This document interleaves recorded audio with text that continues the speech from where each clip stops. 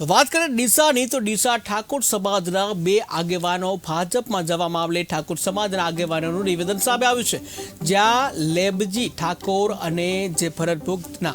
જે ભાજપમાં જવાથી સમાજને કોઈ ફરક પડતો નથી તેવું નિવેદન આપવામાં આવ્યું છે, તેમજ સમગ્ર ઠાકોર સમાજ ગેનીબેનના સમર્થનમાં છે, તેમજ તેમના જવાથી કોઈ ફરક પડતો નથી, તેમજ 2022ની વિધાનસભામાં ભાજપે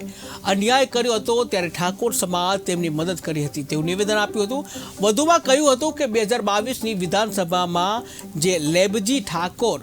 અપક્ષ ઉમેદવાર ઉભા હતા ત્યારે પૈસાની અને મતની મદદ સમાજે કરી હતી, જ્યાં લેબજી ઠાકોર અને ભરતગુપ્ત સમાજની પડખે નહીં રહે તો સમાજ પણ તેમની પડખે નહીં રહે તેવી ચેતવણી આપવામાં આવી છે।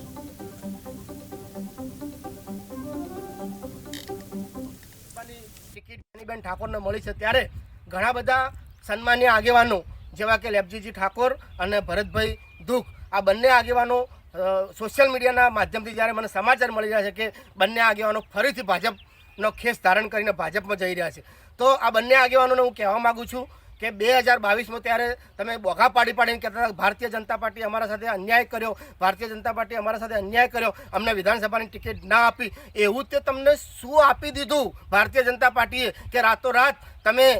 ભારતીય જનતા પાર્ટીનો ફરીથી ખેસ ધારણ કરી ભારતીય જનતા પાર્ટી સાથે જોડાઈ ગયા। સન્માનીય લેબજી ઠાકોર, સન્માનીય ભરતજી ઠાકોર, હું તમને કહેવા માગું છું કે વર્ષો પછી જ્યારે કોંગ્રેસ પાર્ટીએ ગેનીબેન ઠાકોરને લોકસભાના ઉમેદવાર બનાવ્યા છે, તો હું તમને કહેવા માગું છું કે તમે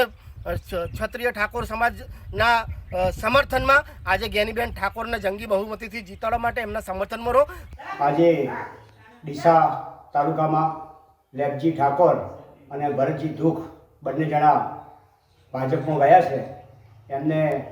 એક વિનંતી કરવા માગું છું કે જ્યારે ડીસાની અંદર અપક્ષ ઉમેદવારી કરી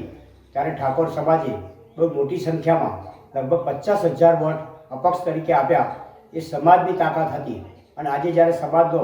75 વર્ષે નંબર આવે છે દેશ આઝાદ થયા પછી પહેલીવાર, ત્યારે ઠાકોર સમાજના બે આગેવાનો જે ભાજપમાં ગયા છે એનાથી ગેનીબેનને કશું ફરક પડવાનો નથી, પણ સમાજ સાથે એમને જે ગદ્દારી કરી છે એ સમાજ એમને